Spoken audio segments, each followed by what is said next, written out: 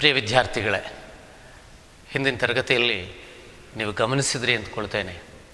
ಎಲ್ಲೋ ಒಂದು ಕಡೆಗೆ ಸೀತೆಗೆ ರಾಮ ಏಕೆ ಇಂಥದ್ದೊಂದು ತೀರ್ಮಾನಕ್ಕೆ ಬಂದಿದ್ದಾನೆ ಎನ್ನುವ ಪ್ರಶ್ನೆ ನಂಬಲೋ ಬೇಡವೋ ಎನ್ನುವಷ್ಟರ ಮಟ್ಟಿಗೆ ಅವಳನ್ನು ಕಾಡಿದೆ. ಏಕೆಂದರೆ ಪ್ರಾಣಕ್ಕೆ ಪ್ರಾಣವಾಗಿ ಪ್ರೀತಿಸ್ತಾ ಇದ್ದವನು ರಾಮ. ತನ್ನೊಡನೆ ಸದಾ ಪ್ರೀತಿ, ಮಮತೆ, ಪ್ರೇಮದ ಉಯ್ಯಾಲೆಯಲ್ಲಿಯೇ ತೇಲ್ತಾ ಇದ್ದವನು. ಹಾಗಿರಬೇಕಾದಂಥವನಿಗೆ ಇದ್ದಕ್ಕಿದ್ದ ಹಾಗೆ ನನ್ನನ್ನು ತೊರೆಯಲಿಕ್ಕೆ ಕಾರಣವಾದರೂ ಏನು? ಈ ಪ್ರಶ್ನೆಗೆ ಉತ್ತರ ಮಾತ್ರ ಅವಳಿಗೆ ದೊರಕ್ತಾ ಇಲ್ಲ. ಅದಕ್ಕೆ ಅವಳ ಮುಂದೆ ಇರುವ ಪ್ರಶ್ನೆ, ನನ್ನ ರಾಮ ಎಂಥವನು ಎನ್ನುವುದಕ್ಕೆ ಅವನು ಶಿವಧನುಸ್ಸನ್ನು ಮುರಿದು ತನ್ನನ್ನು ಮದುವೆಯಾದ ಘಟನೆಯನ್ನು ನೆನಪು ಮಾಡಿಕೊಡ್ತಾರೆ. ತಾನು ನೆನಪು ಮಾಡಿಕೊಳ್ತಾ ಮುಂದಿನ ಅನೇಕ ಸಂದರ್ಭಗಳನ್ನು, ಅಂದರೆ ತನ್ನನ್ನು ಮದುವೆಯಾದಂದಿನಿಂದ ಮೊದಲುಗೊಂಡು ಅವನು ನನ್ನನ್ನು ಪ್ರೇಮಿಸಿದ ಎನ್ನುವುದನ್ನೇ ನೆನೀತಾ, ರಾವಣ ತನ್ನನ್ನು ಕದ್ದೊಯ್ದಾಗ ಲಂಕೆಗೆ ಸೇತುವೆಯನ್ನು ಮಾಡಿ ಕಪಿ ಸೈನ್ಯವನ್ನು ತಂದು ದೈತ್ಯರನ್ನು ಸಂಹರಿಸಿ ಅಗ್ನಿ ಪರೀಕ್ಷೆಯ ಮೂಲಕ ನನ್ನನ್ನು ಮತ್ತೆ ಸ್ವೀಕರಿಸಿದ. ಹಾಗಾದರೆ ಇದೇ ರಾಮ ಇಂದು ನನ್ನನ್ನು ತೊರೆದಿದ್ದಾನೆಯೇ? ಈ ಪ್ರಶ್ನೆಗೆ ಉತ್ತರ ಇಲ್ಲ ಅವಳ ಹತ್ರ. ಯಾಕೆ ಹೀಗಾಯಿತು? ರಾಮ ನನ್ನನ್ನು ಯಾಕೆ ತೊರಿಬೇಕಾಯಿತು? ಲಕ್ಷ್ಮಣ ಒಂದು ಕಡೆ ಹಾಗೆ ನಿಂತ್ಕೊಂಡಿದ್ದಾನೆ. ಅವನು ಅಸಹಾಯಕ. ತನ್ನೊಳಗೆ ತಾನು ನೊಂದು ಬೆಂದು ಮರುಗುತ್ತಾ ಇದ್ದಾಳೆ ಸೀತೆ. ಮುಂದೆ ಲಕ್ಷ್ಮಣನಿಗೆ ಏನು ಹೇಳ್ತಾಳೆ? ಮುಂದಿನ ಪದ್ಯವನ್ನು ನೋಡ್ಕೊಳ್ಳಿ. ಪುಸ್ತಕ ತೆರೆದಿಟ್ಕೊಂಡಿದ್ದೀರಿ ಅಂತ ಭಾವಿಸ್ತೇನೆ. ಕೈಯಲ್ಲಿ ಮತ್ತೆ ಪೆನ್ಸಿಲ್ ಇಟ್ಕೊಳ್ಳಿ. ಪದ್ಯವನ್ನು ಒಡೆದು ಓದುವಾಗ ದಯಮಾಡಿ ಅದನ್ನು ಅಲ್ಲಿ ಒಡೆದುಕೊಳ್ಳಿ. ಕಠಿಣ ಶಬ್ದಗಳಿಗೆ ಅರ್ಥ ಹೇಳಿದಾಗ ಅದನ್ನಲ್ಲಿ ಬರೆದುಕೊಳ್ಳಿ. ವಿಶೇಷವಾದ ವಿವರಣೆಗಳನ್ನು ಕೊಟ್ಟಾಗ ಅವುಗಳ ವಿವರಣೆಯನ್ನು ಅಲ್ಲಿ ಟಿಪ್ಪಣಿ ಮಾಡಿಕೊಳ್ಳಿ. ಮುಂದಿನ ಪದ್ಯ ಓದೋಣ ಮಕ್ಕಳೇ.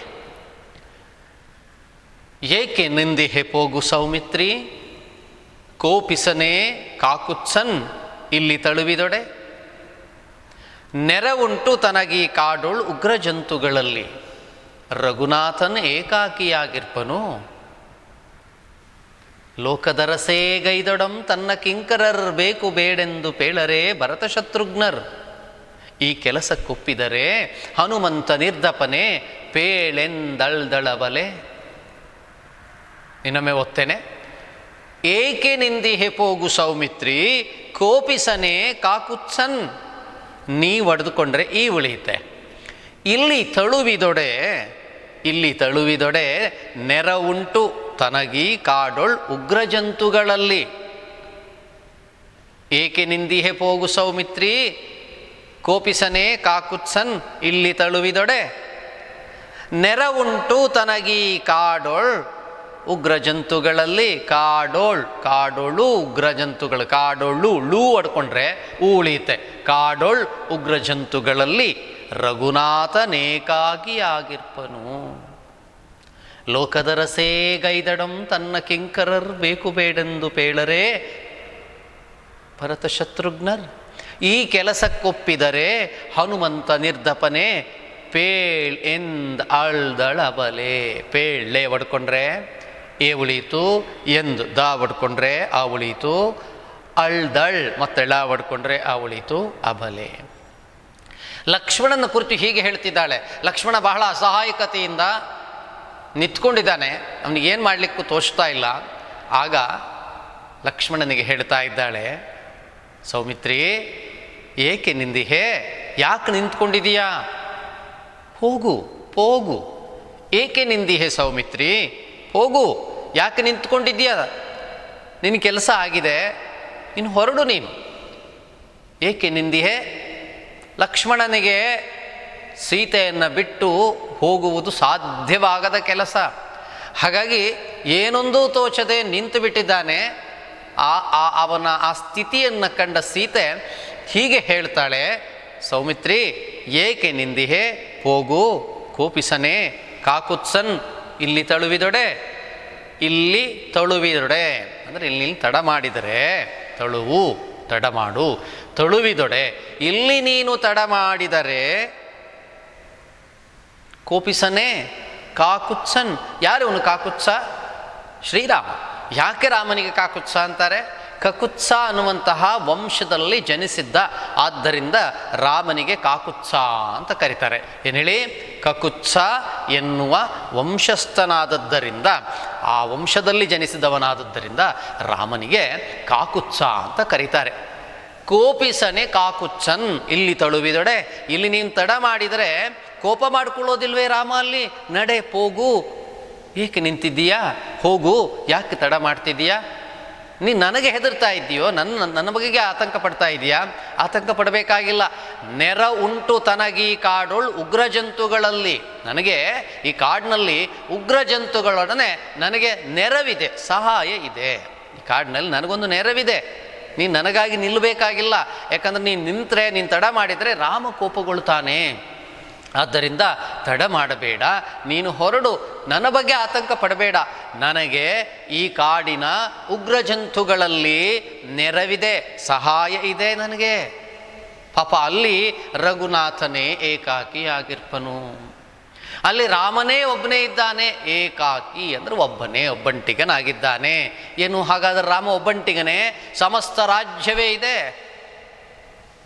ಎಲ್ಲ ಇದ್ದಾರೆ. ಯಾಕೆ ಸೀತೆ ಹಾಗೆ ಹೇಳ್ತಿದ್ದಾಳೆ? ರಘುನಾಥನೇ ಏಕಾಕಿ ಆಗಿರ್ಪನು. ರಾಮನಿಗೆ ಅಂದರೆ ರಘುನಾಥನಿಗೆ ಎಲ್ಲರಿಗಿಂತ ಮಿಗಿಲಾಗಿದ್ದವನು ಲಕ್ಷ್ಮಣ. ಹಾಗಾಗಿ ಈಗ ಸೀತೆ ನಾನೂ ಇಲ್ಲ, ಅವನ ಜೊತೆಗಿಲ್ಲ. ಹಾಗಾಗಿ ಅವನೊಂದು ರೀತಿಯಲ್ಲಿ ಅವನಿಗೆ ಒಬ್ಬಂಟಿಯಾದಂತಹ ಒಂದು ಅಳಲು ಅವನಿಗೆ ಕಾಡ್ತಾ ಇದೆ. ಆದ್ದರಿಂದ ರಘುನಾಥನೇ ಏಕಾಕಿಯಾಗಿದ್ದಾನೆ. ಇದು ಮನಸ್ಸು ತುಂಬಿ ಹೇಳ್ತಾ ಇದ್ದಾಳೋ, ಮನಸ್ಸು ತುಂಬದೇ ಹೇಳ್ತಾ ಇದ್ದಾಳೋ ಗೊತ್ತಿಲ್ಲ. ಆದರೂ ಅವಳ ಭಾವ ಹೇಗಿದೆ ಅಂದರೆ ರಾಮನೇ. ಅದಕ್ಕೆ ಅವಳು ಸತಿ ಶಿರೋಮಣಿ.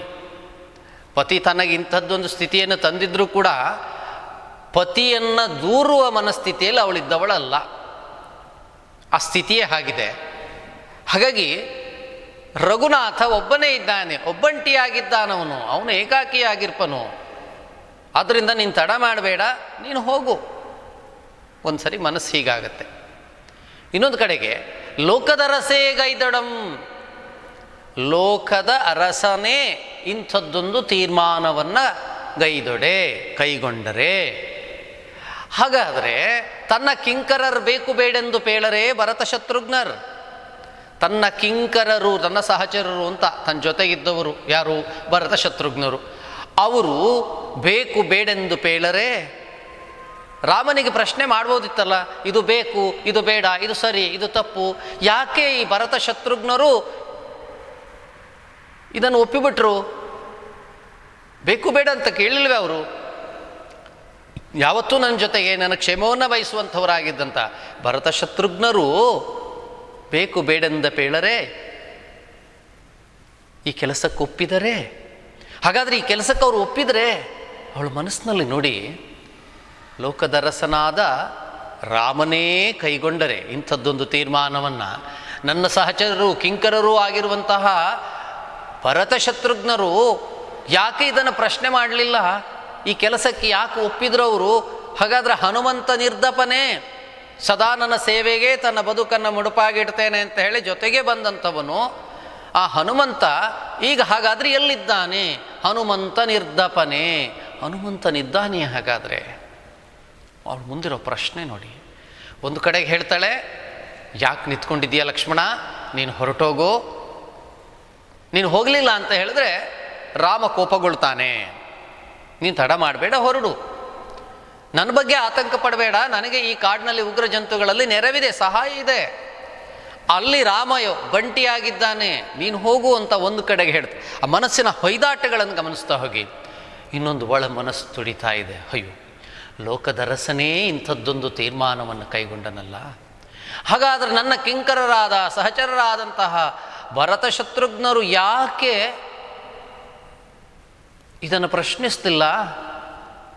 ಈ ಕೆಲಸಕ್ಕೆ ಒಪ್ಪಿದರೆ ಹಾಗಾದರೆ ಹನುಮಂತನಿದ್ದಾನೆ. ಹಾಗಾದರೆ ನೋಡಿ, ಈ ಪ್ರಶ್ನೆಯಲ್ಲಿ ಒಂದು ಉತ್ತರ ಕೂಡ ಇದೆ. ಲೋಕದ ಅರಸನೇ ಕೈಗೊಂಡ ತೀರ್ಮಾನ ಇದು. ಹಾಗಾದರೆ ಸಹಚರರಾದ ಭರತ ಶತ್ರುಘ್ನರೋ ಸೇವಕನಾದಂತಹ ಹನುಮಂತನೋ ಇವರೆಲ್ಲ ಇದ್ದರು. ಆದರೂ ಯಾಕಿದನ್ನು ಈ ಕೆಲಸಕ್ಕೆ ಒಪ್ಪಿದ್ರವರು, ಯಾಕಿದನ್ನು ಪ್ರಶ್ನಿಸಲಿಲ್ಲ ಅಂದರೆ ಪ್ರಭುತ್ವವನ್ನು ಪ್ರಶ್ನಿಸಲಿಕ್ಕೆ ಸಾಧ್ಯ ಇಲ್ಲ. ಹೌದಲ್ವಾ? ಈ ತಿಳುವಳಿಕೆ ಅಲ್ವಾ ಅದೊಂದು.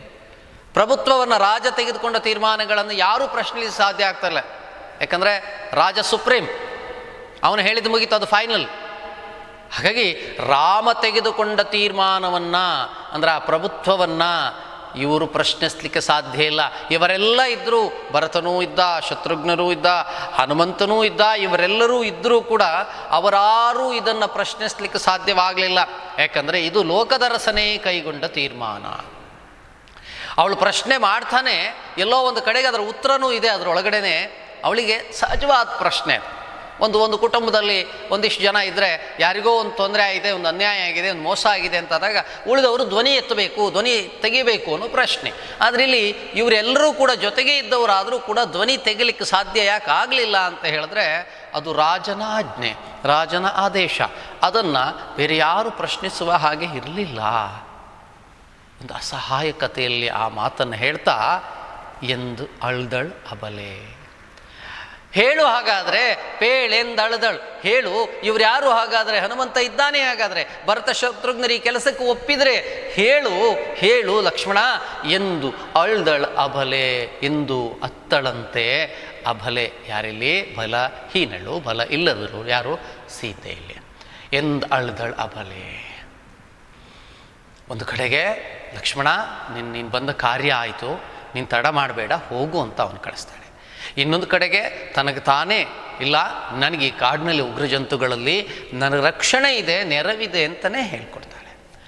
ಮತ್ತೊಂದು ಕಡೆಯಲ್ಲಿ ಅಯ್ಯೋ ಲೋಕದ ಅರಸ ರಾಮನೇ ಇಂಥದ್ದೊಂದು ತೀರ್ಮಾನಕ್ಕೆ ಬಂದ ಮೇಲೆ ಇದನ್ನು ಯಾರು ಪ್ರಶ್ನಿಸಲಿಲ್ವೇ? ನನ್ನ ಸಹಚರರಾದ ಭರತ ಶತ್ರುಘ್ನರು ಇದ್ದಾರೆಯೇ, ನನ್ನ ಸೇವೆಗೆ ತನ್ನ ಬದುಕನ್ನು ಮುಡುಪಾಗಿಟ್ಟುಕೊಂಡಂತಹ ಹನುಮಂತನೆಲ್ಲಿದ್ದಾನೆ?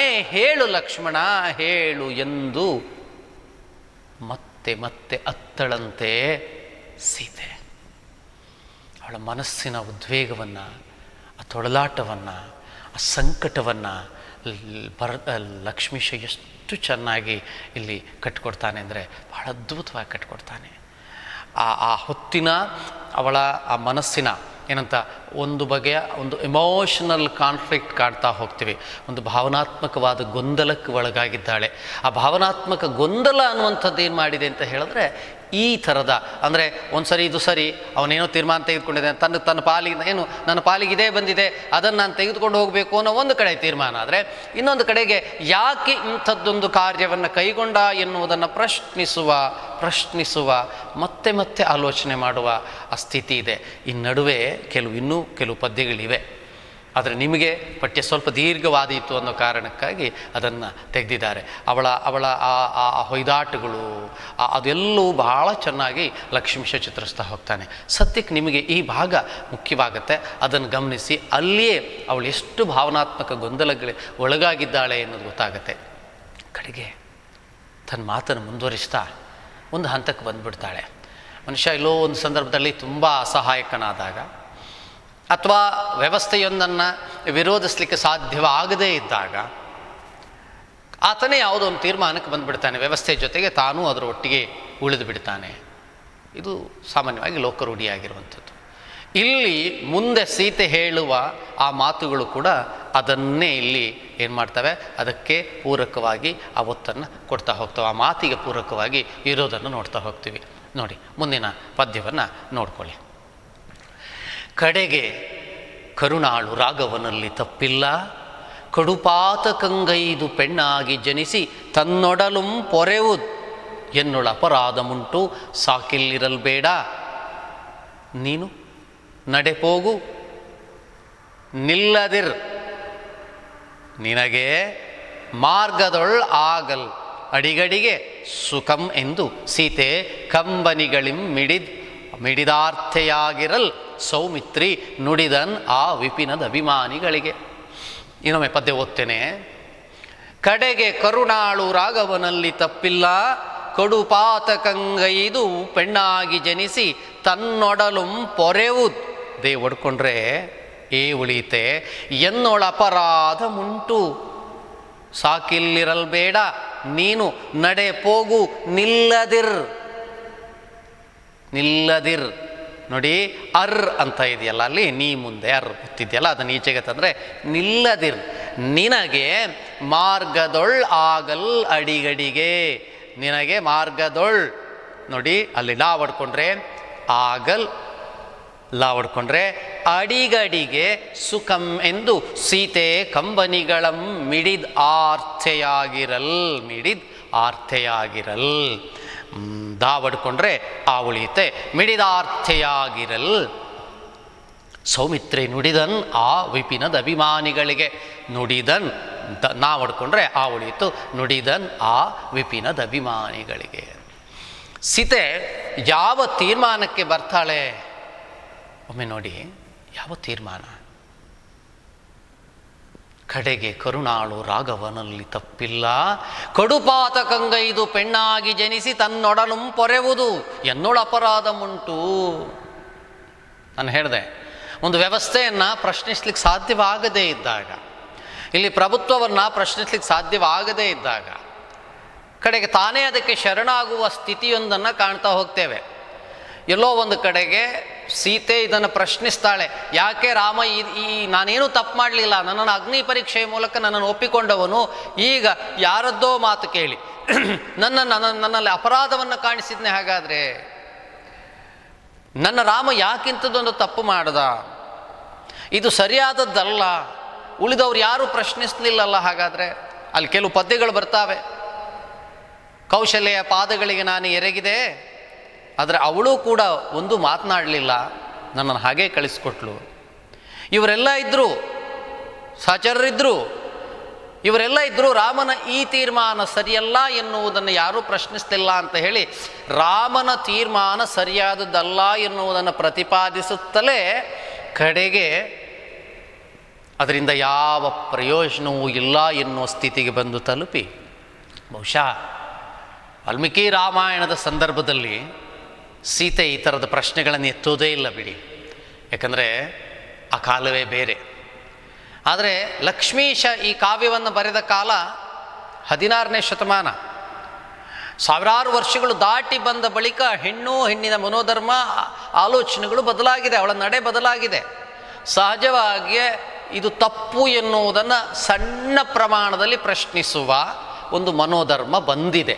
ಇಲ್ಲ ಅಂತ ಹೇಳಿದ್ರೆ ಗಂಡ ಹೇಳಿದ್ದನ್ನು ಚಾಚೂ ತಪ್ಪದೆ ಶಿರಸಾವಹಿಸಿ ಪಾಲಿಸ್ತಾ ಇದ್ದಂಥ ಹೆಣ್ಣುಮಕ್ಕಳಿದ್ದರು ಒಂದು ಕಾಲಕ್ಕೆ.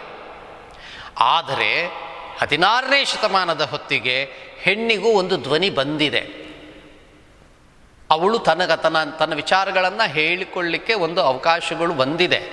ಅವಳು ಧ್ವನಿಯನ್ನು ಎತ್ತಿದ್ದಾಳೆ ಎನ್ನುವುದರ ಸಣ್ಣ ಒಂದು ಸೂಕ್ಷ್ಮವಾದಂತಹ ಒಂದು ತಿಳುವಳಿಕೆ ಇಲ್ಲಿ ಸ್ಪಷ್ಟವಾಗ್ತಾ ಹೋಗುತ್ತೆ. ಹಾಗಾಗಿ ರಾಮನ ತೀರ್ಮಾನ ಸರಿಯಾದುದಲ್ಲ ಎನ್ನುವುದನ್ನು ಅವಳು ಭಾಳ ಸ್ಪಷ್ಟ ಮಾಡ್ತಾಳೆ. ಹಾಗೆ ಪ್ರಭುತ್ವವನ್ನು ಪ್ರಶ್ನಿಸಿ ಬದುಕಲಿಕ್ಕಾದೀತೆ? ಹಾಗಾಗದೇ ಇದ್ದಾಗ ಎಲ್ಲೋ ಒಂದು ಕಡೆಗೆ ತನ್ನ ಪ್ರತಿಭಟನೆಯೊಂದನ್ನು ಮಾಡಿದ್ಲು, ಅದರ ಕಡೆಗೆ ಏನೂ ಮಾಡಲಿಕ್ಕಾಗಲ್ಲ, ಒಂದು ಅಸಹಾಯಕತೆಯಲ್ಲಿ ಇದನ್ನು ಒಪ್ಪಬೇಕಾದೀತು. ಹಾಗಾಗಿ ಕಡೆಗೆ ರಾಮ ಕರುಣಾಳು, ಅವನಲ್ಲಿ ತಪ್ಪಿಲ್ಲ. ರಾಮನನ್ನು ಏನಂತ ಕರೀತಾಳೆ? ಕರುಣಾಳು. ಹೇಗ್ರಿ ಇದನ್ನು ಒಪ್ಪಲಿಕ್ಕಾಗತ್ತೆ? ಕರುಣಾಳು ತುಂಬು ಗರ್ಭವತಿಯನ್ನು ಉಗ್ರವಾದಂಥ ಘೋರವಾದಂತಹ ಕಾಡಿಗೆ ಅಟ್ಟಿದಂತಹ ರಾಮ ಹೇಗೆ ಕರುಣಾಳು ಆಗಿಬಿಡ್ತಾನೆ? ಆದರೆ ಇದನ್ನು ಕವಿ ಹೇಳಿದ್ದಲ್ಲ ಅಲ್ವಾ, ಸೀತೆ ಬಳಿಯಲ್ಲೇ ಹೇಳಿಸಿದ್ದಲ್ವಾ. ಅಂದರೆ ಇದು ಸೀತೆ ಹೇಳಿದ್ದಲ್ಲದೆ ಬೇರೆ ಯಾರೇ ಹೇಳಿದರೂ ಕೂಡ ಏನಾದೀತು? ಓಹೋ, ರಾಮ ಅಥವಾ ಪ್ರಭುತ್ವ ಅದರ ಮೇಲಿನ ಅಪಾರವಾದ ಭಕ್ತಿ ಗೌರವದಿಂದ ಹೇಳ್ಕೊಂಡು ಹೋಗಿದ್ದಾರೆ ಅಂತ. ಸ್ವತಃ ಸಂಕಷ್ಟಕ್ಕೆ ಒಳಗಾದ ಸೀತೆಯೇ ಹೀಗೆ ಹೇಳಿದಾಗ ನೋಡಿ, ಅದರ ಒತ್ತು ಬೇರೆಯೇ. ಅವಳೇನು ಕಡೆಗೆ ತೀರ್ಮಾನಕ್ಕೆ ಬರ್ತಾಳೆ? ಅಂತಿಮ ತೀರ್ಮಾನ ಎಂದು ಲಕ್ಷ್ಮಣನ ಬಳಿಯಲ್ಲಿ ಹೇಳ್ತಾಳೆ, ಇಲ್ಲ ರಾಮ ಕರುಣಾಳು ರಾಘವ, ಅವನಲ್ಲಿ ತಪ್ಪಿಲ್ಲ. ಅವಳ ಅಂತಿಮ ತೀರ್ಮಾನ ಏನೋ ಕಡೆಗೇನು ಹೇಳ್ತಾಳೆ? ಕರುಣಾಳು ರಾಘವನಲ್ಲಿ ತಪ್ಪಿಲ್ಲ, ಕಡುಪಾತಕಂಗೈದು ಪೆಣ್ಣಾಗಿ ಜನಿಸಿದ ತನ್ನೊಡಲು ಒರೆಯುವುದು ಎನ್ನೊಳ ಅಪರಾಧ ಉಂಟು. ರಾಮಂದೇನು ತಪ್ಪಿಲ್ಲ, ತಂದೆ ತಪ್ಪು. ಯಾಕೆ? ನಾನು ಕಡುಪಾತಕಂಗೈದು. ಕಡುಪಾತಕ ಅಂದರೆ ಅನೇಕ ಕೆಟ್ಟ ಪಾಪಗಳನ್ನೆಲ್ಲ ಮಾಡಿ ನಾನು, ಅಂದರೆ ಹೆಣ್ಣಾಗಿ ಹುಟ್ಟುವುದೇ, ಅದೆಷ್ಟೋ ಪಾಪಗಳನ್ನು ಮಾಡಿ ಹೆಣ್ಣಾಗಿ ಹುಟ್ಟುತ್ತಾರೆ ಅನ್ನೋದಂದರೆ ಕಷ್ಟಗಳನ್ನು ಸಹಿಸಿ ಒಂದಿಷ್ಟು ತೊಂದರೆಗಳನ್ನು ಅನುಭವಿಸಿ ಬದುಕ್ತಾ ಇದ್ದಂಥ ಕಾಲ ಇತ್ತಲ್ಲ. ಹಾಗಾಗಿ ಹೆಣ್ಣು ತನ್ನನ್ನು ತಾನೇ ಹೇಳ್ಕೊಳ್ಳೋದು, ಇಲ್ಲ ಇಲ್ಲ ನಾನು ಈ ಹೆಣ್ಣಾಗಿ ಹುಟ್ಟಿದ್ದೀನಲ್ಲ, ಈ ಒಡಲು ಇದೆಯಾ ಇದು ಹೆಣ್ಣಾಗಿದೆಯಲ್ಲ, ಈ ಹೆಣ್ಣಾದದ್ದರಿಂದ ನಾನು ಅಂದರೆ ಅನೇಕ ಪಾಪಗಳನ್ನು ಗೈದು ಅನೇಕ ಪಾಪಗಳನ್ನು ಮಾಡಿ ನಾನು ಹೆಣ್ಣಾಗಿ ಹುಟ್ಟಿದ್ದೇನೆ, ಆದ್ದರಿಂದ ನಾನು ತಪ್ಪಿತಸ್ಥೆ. ಎನ್ನೊಳ ಅಪರಾಧ ಉಂಟು, ನನ್ನಲ್ಲಿ ಅಪರಾಧ ಇದೆ. ರಾಮನಲ್ಲಿ ಯಾಕೆ ರಾಮನನ್ನು ಯಾಕೆ ನಾನು ಅಪರಾಧಿ ಅಂತ ಮಾಡಬೇಕು? ಅವನು ಕರುಣಾಳು. ಕಡುಪಾತಕಗಳನ್ನು ಮಾಡಿ ಹೆಣ್ಣಾಗಿ ಹುಟ್ಟಿದ ಈ ಒಡಲನ್ನು ನಾನೇ ಪೊರೆಯಬೇಕು, ಕಾಪಾಡಬೇಕು. ಆದ್ದರಿಂದ ಎನ್ನೊಳ ಅಪರಾಧ ಉಂಟು, ನನ್ನಲ್ಲಿ ಅಪರಾಧ ಇದೆ. ಆದ್ದರಿಂದ ಸಾಕಿಲ್ಲಿರಲ್ಬೇಡ, ನಡೆ, ನೀನು ಹೋಗು, ನೀನು ನಿಲ್ಬೇಡ, ಹೊರಡು. ಯಾಕೆ ನಿಂತಿದ್ದೀಯಾ? ಇದು ನಾನು ಪಡೆದುಕೊಂಡು ಬಂದದ್ದು, ನನ್ನ ಕರ್ಮದ ಫಲ. ಅಂದರೆ ಅನೇಕ ಪಾಪಗಳನ್ನು ಮಾಡಿ ಆ ಕರ್ಮದ ಫಲವನ್ನು ಈಗ ಉಣ್ತಾ ಇದ್ದೇನೆ. ಆದ್ದರಿಂದ ಸುಮ್ಮನೆ ರಾಮನನ್ನು ದೂಷಿಸುವುದು ಯಾಕೆ? ಅವನು ಕರುಣಾಮಯಿ.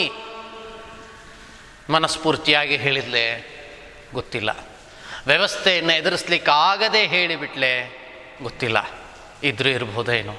ಹಾಗಿದ್ದಾಗ ರಾಮ ಕರುಣಾಳು ಎನ್ನುವುದನ್ನು ಓದುಗರು ನೀವು ಒಪ್ಕೊಳ್ಳೋದು ಕಷ್ಟ, ಕೇಳುಗರು ಒಪ್ಕೊಳ್ಳೋದು ಕಷ್ಟ. ಹಾಗಾದರೆ ರಾಮ ಕರುಣಾಳು ಅಲ್ಲ ಈ ಹೊತ್ತಿನಲ್ಲಿ.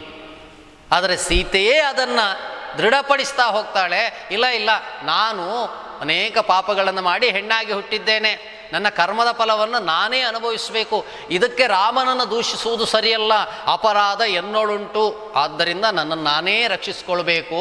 ನಡೆ, ನೀನು ನಿಲ್ಲಬೇಡ, ಇಲ್ಲಿಂದ ನೀನು ಹೊರಡು ಅಂತ ಹೇಳಿ ನೋಡು. ನಿಲ್ಲಬೇಡ, ನಿನಗೆ ಮಾರ್ಗದಲ್ಲಿ ಹಾದಿಯಲ್ಲಿ ನಿನಗೆ ಮಾರ್ಗದೊಳ್ ಆಗಲ್ ಅಲ್ಲಿ ಆಗ ಅಡಿಗಡಿಗೆ ಸುಖಮ್ಮೆಂದು ಸೀತೆ.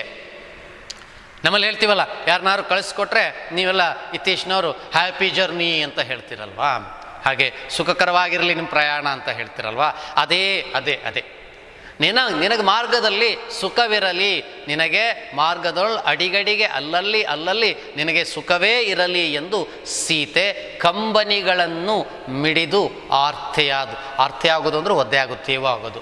ಕಂಬನಿ ಕಣ್ಣೀರು ಸುರಿಸಿ ಕಣ್ಣುಗಳೆಲ್ಲವೂ ಏನಾದುವಂತೆ ಆರ್ತೆ ಆದವು, ಅಂದರೆ ತೇವಗೊಂಡವಂತೆ. ಯಾಕಂದರೆ ಕಣ್ಣೀರು ಸುರಿಸ್ತಾನೆ, ಭಾಳ ಖುಷಿಯಲ್ಲೇನೇ ಹೇಳಲಿಲ್ಲ ಅವಳು. ಅವನ ಮನಸ್ಸಿನ ಒಳಗಡೆ ಒಂದು ದೊಡ್ಡ ಬೇಗುದಿಯೇ ಇದೆ. ಆ ಬೇಗುದಿ ಇದೆ, ಆದರೆ ಇದು ಅವಳಿಗೆ ತುಂಬ ಅನಿವಾರ್ಯವಾಗಿ ಹೇಳಲೇಬೇಕಾದ ಸಂಗತಿಯಾಗಿದೆ. ಹಾಗಾಗಿ ಕವಿಯು ಸೀತೆ ಬಳಿಯಲ್ಲಿ ರಾಮನೇ ತಪ್ಪಿತಸ್ಥ ಅಂದುಬಿಟ್ರೆ ಹೇಗಾದೀತು? ಮರ್ಯಾದಾ ಪುರುಷೋತ್ತಮನಲ್ಲವೇ? ಆ ಶ್ರೀರಾಮನನ್ನೇ ನಾವು ತಪ್ಪಿತಸ್ಥ ಅಂತ ಹೇಳುವುದಾದರೂ ಹೇಗೆ? ಹಾಗಾಗಿ ಅವನು ಕರುಣಾಳು, ಅವನಲ್ಲಿ ಯಾವ ತಪ್ಪು ಇಲ್ಲ. ನಾನು ಕಡುಪಾತಕಗಳನ್ನು ಮಾಡಿ ಹೆಣ್ಣಾಗಿ ಹುಟ್ಟಿದ್ದೇನೆ, ಆದ್ದರಿಂದ ನನ್ನ ಕರ್ಮದ ಫಲವನ್ನು ಈ ಜನ್ಮದಲ್ಲಿ ನಾನು ಅನುಭವಿಸಲೇಬೇಕು. ಎನ್ನೊಳ ಅಪರಾಧ ಉಂಟು, ನನ್ನಲ್ಲಿ ಅಪರಾಧವಿದೆ. ನೀನು ನಡೆ, ಹೋಗು, ನಿಲ್ಬೇಡ, ನಿನಗೆ ಮಾರ್ಗದಲ್ಲಿ ಅಲ್ಲಲ್ಲಿ ಸುಖವೇ ಇರಲಿ ಎಂದು ಸೀತೆ ಕಂಬನಿ ತುಂಬಿಕೊಂಡು ಕಣ್ಣುಗಳನ್ನು ತೇವ ಮಾಡಿಕೊಂಡಳಂತೆ, ಅಂದರೆ ಅತೀವವಾಗಿ ದುಃಖಿಸಿದಳಂತೆ. ಆಗ ಮಿಡಿದಾರ್ತೆಯಾಗಿರಲ್ ಸೌಮಿತ್ರಿ ನುಡಿದನ್ ಆ ವಿಪಿನದ ಅಭಿಮಾನಿಗಳಿಗೆ. ಆಗ ಸೌಮಿತ್ರಿ, ಯಾರೋ ಸುಮಿತ್ರೆಯ ಮಗ ಲಕ್ಷ್ಮಣ, ಆ ವಿಪಿನದ ಅಭಿಮಾನಿಗಳಿಗೆ ಹೇಳಿದ್ನಂತೆ. ವಿಪಿನ ಅಂದರೆ ಕಾಡು, ಕಾಡಿನ ಅಭಿಮಾನಿಗಳಿಗೆ ಹೀಗೆ ಹೇಳಿದ್ನಂತೆ. ಯಾವೆಲ್ಲ ಕಾಡಿನ ಅಭಿಮಾನಿಗಳು ಎನ್ನುವುದನ್ನು ಆ ಮುಂದಿನ ಪದ್ಯದಲ್ಲಿ ನಾವು ನೋಡ್ಬೋದು. ಹಾಗಾದರೆ ಆ ಮುಂದಿನ ಪದ್ಯವನ್ನು ನೋಡಿ. ಎಲೆ ವನಸ್ಥಳಗಳಿರ, ವೃಕ್ಷಗಳಿರ, ಮೃಗಗಳಿರ, ಕ್ರಿಮಿಕೀಟಗಳಿರ, ಪಕ್ಷಿಗಳಿರ, ಲತೆಗಳಿರ, ತೃಣಗುಲ್ಮಗಳಿರ, ಪಂಚಭೂತಗಳಿರ, ದೆಸೆಗಳಿರ ಕಾವುದು. ಎಲೆ ಧರ್ಮದೇವತೆ ಜಗಜ್ಜನನಿ ಜಾಹ್ನವಿಯೇ ಸಲಹಿ ಕೊಂಬುದು ತನ್ನ ಮಾತೆಯಂ. ಜಾನಕಿಯ ನೆಲೆತಾಯಿ ಭೂದೇವಿ ನಿನ್ನ ಮಗಳಿಹಳೆಂದು ಸೌಮಿತ್ರಿ ಕೈ ಮುಗಿದನು. ಆ ವಿಪಿನದ ಕಾಡಿನ ಅಭಿಮಾನಿಗಳಿಗೆ ಸೀತೆಯ ರಕ್ಷಣೆಯನ್ನು ಒಪ್ಪಿಸುವಂಥದ್ದು ಇಲ್ಲಿ ಕಡೆಯದಾಗಿ ನಾವು ಲಕ್ಷ್ಮಣನಿಂದ ನೋಡ್ತಾ ಇದ್ದೇವೆ. ಅಂದರೆ ಆ ಕಾಡಿನಲ್ಲಿರುವಂತಹ ಇವೆಲ್ಲವೂ ಅಂದರೆ ಆ ಪದ್ಯದಲ್ಲಿದೆ, ಅದನ್ನು ನಾನು ಹೇಳ್ತೇನೆ. ಇವೆಲ್ಲ ನಿಮ್ಮ ರಕ್ಷಣೆ, ನಿಮ್ಮ ಮಡಿಲಿಗೆ ನಾನು ಹಾಕ್ತಾ ಇದ್ದೇನೆ, ನನ್ನ ಆ ತಾಯಿಯ ಸಮಾನಳಾದ ಸೀತಾಮಾತೆಯನ್ನು ಎನ್ನುವುದನ್ನು ಹೇಳ್ತಾ ಹೋಗ್ತಾನೆ. ಹೀಗೆ ಹೇಳ್ತಾನಂತ ವಿಪಿನದ ಅಭಿಮಾನಿಗಳಿಗೆ, ಎಲೆ ವನಸ್ಥಳಗಳು, ಕಾಡಿನ ಬೇರೆ ಬೇರೆ ಪ್ರದೇಶಗಳು, ವೃಕ್ಷಗಳಿರ, ವೃಕ್ಷ ಅಂದರೆ ಮರಗಳಿರ, ಮೃಗಗಳಿರ, ಪ್ರಾಣಿಗಳಿರ, ಮೃಗ ಅಂದರೆ ಪ್ರಾಣಿಗಳಿರ, ಕ್ರಿಮಿಕೀಟಗಳಿರ, ಕ್ರಿಮಿಕೀಟಗಳು, ಪಕ್ಷಿಗಳಿರ, ವೈವಿಧ್ಯಮಯವಾಗಿರುವ ಪಕ್ಷಿ ಸಮುದಾಯ, ಲತೆಗಳಿರ, ಬಳ್ಳಿಗಳು, ಲತೆ ಅಂದರೆ ಬಳ್ಳಿ, ತೃಣಗಳಿರ, ತೃಣಗುಲ್ಮಗಳಿರ, ತೃಣ ಅಂದರೆ ಹುಲ್ಲು, ಗುಲ್ಮ ಅಂದರೆ ಪೊದೆ ಬುಷಸ್ ಅಂತ ನೀವೇನು ಕರಿತೀರಿ, ಆ ತೃಣಗುಲ್ಮಗಳಿರ, ಪಂಚಭೂತಗಳಿರ. ಯಾವುದು ಪಂಚಭೂತಗಳು? ಪಂಚಭೂತಗಳಿರ ಅಗ್ನಿ, ವಾಯು, ಜಲ, ಆಕಾಶ, ಭೂಮಿ, ಇವುಗಳು ಪಂಚಭೂತಗಳು. ಈ ದೇಹ ಯಾವಾಗಲೂ ಹೇಳ್ತಾರೆ ಪಂಚಭೂತಗಳಿಂದನೇ ಸೃಷ್ಟಿಯಾದದ್ದು, ಪಂಚಭೂತಗಳಲ್ಲಿಯೇ ಲೀನವಾಗುತ್ತೆ ಅಂತ. ಇವು ಅನಾದಿ ಕಾಲದಿಂದ ನಾವು ನಂಬಿಕೊಂಡು ಬಂದಂತಹ ಬಹಳ ವಿಶೇಷವಾದಂತಹ ಸಂಗತಿಗಳು. ಅವುಗಳನ್ನೇ ನಾವು ಪೂಜಿಸ್ತಾ ಇದ್ದದ್ದು ಹೌದು. ಇವುಗಳು ಎಲ್ಲೆಡೆಯೂ ಇವೆ. ಹಾಗಾಗಿ ಅವುಗಳಿಗೆ, ಆ ಪಂಚಭೂತಗಳೇನಿದ್ದಾವೆ, ಆ ಪಂಚಭೂತಗಳಿಗೆ ಇವಳ ರಕ್ಷಣೆಯನ್ನು ಕೇಳ್ಕೊಳ್ತಾರೆ. ಅಂದರೆ ವನಸ್ಥಳಗಳಲ್ಲಿ, ವನ್ಯ ಪ್ರದೇಶಗಳಲ್ಲಿ, ವೃಕ್ಷಗಳಲ್ಲಿ, ಮರಗಳಲ್ಲಿ, ಕ್ರಿಮಿಕೀಟಗಳಲ್ಲಿ, ಪಕ್ಷಿಗಳಲ್ಲಿ, ಬಳ್ಳಿಗಳಲ್ಲಿ, ಹುಲ್ಲು ಮತ್ತು ಪೊದೆಗಳಲ್ಲಿ ಮತ್ತು ಪಂಚಭೂತಗಳಲ್ಲಿ ಕೇಳ್ತಾಳೆ. ಜೊತೆಗೆ ದೆಸೆಗಳಿರ, ದೆಸೆ ಅಂದರೆ ದಿಕ್ಕು, ಬೇರೆ ಬೇರೆ ದಿಕ್ಕು, ವನಪ್ರದೇಶದ ಬೇರೆ ಬೇರೆ ದಿಕ್ಕುಗಳಿಗೆ ಕೇಳ್ಕೊಳ್ತಾರೆ. ದೆಸೆಗಳಿರ, ಕಾವುದು ಅಂದರೆ ಕಾಪಾಡುವುದು ಅಂತ. ನನ್ನ ತಾಯಿಯನ್ನು ನೀವೇ ಕಾಪಾಡಬೇಕು. ವನಸ್ಥಳಗಳೇ, ವೃಕ್ಷಗಳೇ, ಮೃಗಗಳೇ, ಕ್ರಿಮಿಕೀಟಗಳೇ, ಪಕ್ಷಿಗಳೇ, ಲತೆಗಳೇ, ತೃಣಗುಲ್ಮಗಳೇ, ಪಂಚಭೂತಗಳೇ, ದೆಸೆಗಳೇ, ನೀವು ಕಾಪಾಡಬೇಕು. ನೀವೇ ನನ್ನ ತಾಯಿ ಆದಂತಹ ಸೀತೆಯನ್ನು ನೀವೇ ರಕ್ಷಣೆ ಮಾಡಬೇಕು. ಎಲೆ ಧರ್ಮದೇವತೆ ಜಗಜ್ಜನನಿ ಜಾಹ್ನವಿಯೇ. ಧರ್ಮದೇವತೆ ಎನಿಸಿದ ಜಗಜ್ಜನನಿಯಾದ ಜಾಹ್ನವಿ. ಯಾರು ಜಾಹ್ನವಿ? ಗಂಗೆ. ಯಾಕೆ ಗಂಗೆಗೆ ಜಾಹ್ನವಿ ಅಂತಾರೆ? ಜಹ್ನು ಅನ್ನುವಂತಹ ಮುನಿಯ ಮಗಳಾದದ್ದರಿಂದ ಗಂಗೆಗೆ ಜಾಹ್ನವಿ ಎನ್ನುವಂತಹ ಹೆಸರು ಬಂತು. ಏನು ಹೇಳಿ? ಜಹ್ನು ಮುನಿಯ ಮಗಳಾದದ್ದರಿಂದ ಗಂಗೆಗೆ ಜಾಹ್ನವಿ ಅಂತ ಕರೀತಾರೆ. ಹಾಗಾಗಿ ಧರ್ಮದೇವತೆ, ಜಗತ್ತಿನ ಜನನಿ ಮಾತೆ ಜಾಹ್ನವಿ, ನೀನು ಏನು ಮಾಡಬೇಕು? ನನ್ನ ಮಾತೆಯಾದ ಜಾನಕಿಯನ್ನು ನೀನು ಸಲಹಿಕೊಂಬುದು ತನ್ನ ಮಾತೆಯಂ ಜಾನಕಿಯ. ನನ್ನ ಮಾತೆಯಾದ ಜಾನಕಿಯನ್ನು ನೀನೇ ಸಲಹಿಕೊಳ್ಬೇಕು. ಜಗಜ್ಜನನಿ ನೀನು, ಧರ್ಮದೇವತೆ ನೀನು. ಇಂಥದ್ದೊಂದು ಸ್ಥಿತಿಯಲ್ಲಿ ನೀನೇ ಅವಳನ್ನು ರಕ್ಷಣೆ ಮಾಡಬೇಕು. ಆದ್ದರಿಂದ ಜಗಜ್ಜನನಿ ಜಾಹ್ನವಿಯೇ, ನೀನು ನನ್ನ ಮಾತೆಯನ್ನು ನೀನೇನು ಮಾಡಬೇಕು? ಸಲಹಿಕೊಳ್ಳಬೇಕು. ನೆಲೆ ತಾಯಿ ಭೂದೇವಿ ನಿನ್ನ ಮಗಳಿಹಳು. ಹೌದಲ್ವೇ? ಮೊದಲೇ ಭೂಮಿ ತಾಯಿಯ ಮಗಳೇ ಜಾನಕಿ, ಅವಳಿಗೆ ಮತ್ತೆ ಭೂಮಿ ತಾಯಿಗೆ ಹೇಳ್ತಾ ಇದ್ದಾರೆ, ನೆಲೆ ತಾಯಿ ಭೂದೇವಿ ನಿನ್ನ ಮಗಳು ಇವಳು ನಿನ್ನ ಮಗಳೇ, ಆದ್ದರಿಂದ ನೀನು ಇವಳನ್ನು ರಕ್ಷಣೆ ಮಾಡಬೇಕು ಅಂತ ಹೇಳಿ ಸೌಮಿತ್ರಿ ಕೈ ಮುಗಿದನಂತೆ. ಯಾರಿಗೆ ಕೈ ಮುಗಿತಾನೆ? ವಿಪಿನದ ಅಭಿಮಾನಿಗಳಿಗೆ. ವಿಪಿನದ ಅಭಿಮಾನಿಗಳು ಯಾವ್ಯಾವು? ಎಲ್ಲ ವನಸ್ಥಳಗಳು, ವೃಕ್ಷಗಳು, ಮೃಗಗಳು, ಕ್ರಿಮಿಕೀಟಗಳು, ಪಕ್ಷಿಗಳು, ಬಳ್ಳಿಗಳು, ಹುಲ್ಲು ಮತ್ತು ಪೊದೆಗಳು, ಪಂಚಭೂತಗಳು, ದೆಸೆಗಳು, ಇವುಗಳ ಬಳಿಯಲ್ಲಿ ನೀವು ಕಾಪಾಡಿಕೊಳ್ಳಿ ಅಂತ ಹೇಳಿದ್ದಷ್ಟೇ ಅಲ್ಲ, ಧರ್ಮದೇವತೆ ಜಗಜ್ಜನನಿ ಜಾಹ್ನವಿ, ಆ ಗಂಗಾಮಾತೆ, ನೀನು ನನ್ನ ಮಾತೆಯಾದ ಜಾನಕಿಯನ್ನು ಸಲಹಿಕೊಳ್ಳೋದು ಅಷ್ಟೇ ಅಲ್ಲ, ತಾಯೇ ಭೂದೇವಿ ಇವಳು ನಿನ್ನ ಮಗಳೆಂದೇ ಇವಳನ್ನು ನೀನು ಸಲಹಿಕೊಳ್ಳು ಅಂತ ಹೇಳಿ ಕೈ ಮುಗಿದು ಹೋಗ್ತಾನೆ. ಲಕ್ಷ್ಮಣನ ಅಸಹಾಯಕತೆ ಹೇಗೆ ಕಾಣಿಸುತ್ತೆ ಅಂದರೆ, ಲಕ್ಷ್ಮಣ ಸೀತೆಯ ರಕ್ಷಣೆಗೆ ಬೇರೆ ಯಾರನ್ನು ನಿಯೋಜಿಸ್ಲಿಕ್ಕೆ ಸಾಧ್ಯವಾಗೋದಿಲ್ಲ. ಮೇಲ್ನೋಟಕ್ಕೆ ನಮಗೆ ಇವ್ರು ಯಾರೂ ರಕ್ಷಣೆಗೆ ಬರೋದಿಲ್ಲ ಅಂತ ಅನ್ನಿಸ್ಬೋದು. ಆದರೆ ಈ ಪ್ರಕೃತಿಯಲ್ಲೇ ಒಂದು ಶಕ್ತಿ ಇದೆ, ಮನುಷ್ಯ ಕಡೆಗೆ ಬೇಡಿಕೊಳ್ಳೋದು ಅದನ್ನೇ. ಇಲ್ಲಿ ಲಕ್ಷ್ಮಣ ಕೇಳ್ಕೊಳ್ತಾ ಇರೋ ಮಾತಿನಲ್ಲೇ ಗೊತ್ತಾಗ್ತಾ ಹೋಗುತ್ತೆ, ಆ ಇಡೀ ಕಾಡಿನಲ್ಲಿ ಇನ್ನೂ ಸೀತೆಯ ರಕ್ಷಣೆಗೆ ಒದಗಿ ಬರಬಹುದಾದವರು ಯಾರು ಅಂತ ಹೇಳಿದ್ರೆ ಇವರೇ, ಈ ವಿಪಿನದ ಅಭಿಮಾನಿಗಳೇ, ಅದು ಬಿಟ್ಟರೆ ಬೇರೆ ಯಾರೂ ಅಲ್ಲ. ಹಾಗಾಗಿ ಬಹಳ ಸಹಾಯಕತೆಯಿಂದ ಆ ವಿಪಿನದ ಅಭಿಮಾನಿಗಳಿಗೆ ಕೈ ಮುಗಿದು, ಇವಳು ನಿಮ್ಮ ಮಗಳೇ ಅಂತ ಹೇಳಿ ನೀವು ರಕ್ಷಣೆ ಮಾಡಬೇಕು, ಇವಳನ್ನು ನಿಮ್ಮ ಮಡಿಲಿಗೆ ನಾನು ಹಾಕಿ ಹೋಗ್ತಾ ಇದ್ದೇನೆ ಎನ್ನುವ ಒಂದು ಅಸಹಾಯಕತೆಯನ್ನು ಇಲ್ಲಿ ಯಾರು ತೋರ್ತಾರೆ? ಲಕ್ಷ್ಮಣ ತೋರುವುದನ್ನು ನಾವು ಕಾಣ್ತೇವೆ. ಮುಂದಿನ ಪದ್ಯದಲ್ಲಿ ಮುಂದೆ ಏನಾಗುತ್ತೆ ಅಂದರೆ, ಲಕ್ಷ್ಮಣ ಹೊರಟು ಹೋಗ್ತಾನೆಯೇ, ಹಾಗಾದರೆ ಸೀತೆ ಏನು ಮಾಡಬಹುದು? ನೊಂದಿದ್ದಾಳೆ, ಬೆಂದಿದ್ದಾಳೆ, ದುಃಖದ ಮಡುವಲ್ಲಿ ಮುಳುಗಿ ಹೋಗಿದ್ದಾಳೆ. ಲಕ್ಷ್ಮಣನಿಗೂ ಅವಳನ್ನು ಬಿಟ್ಟು ಹೋಗದೆ ಬೇರೆ ದಾರಿಯೇ ಇರಲಿಲ್ಲ. ಹಾಗಾದರೆ ಸೀತೆ ಸಹಾಯಕತೆಯಲ್ಲಿ ಆ ಕಾಡಿನಲ್ಲಿ ಏನು ಮಾಡಬಹುದು? ಈ ವಿಪಿನದ ಅಭಿಮಾನಿಗಳು ಅವಳ ಸಹಾಯಕ್ಕೆ ಒದಗಿ ಬಂದುವೆ ಇತ್ಯಾದಿ ಸಂಗತಿಗಳನ್ನು ಮುಂದಿನ ತರಗತಿಯಲ್ಲಿ ನಾವು ನೋಡೋಣ. ನಮಸ್ಕಾರ.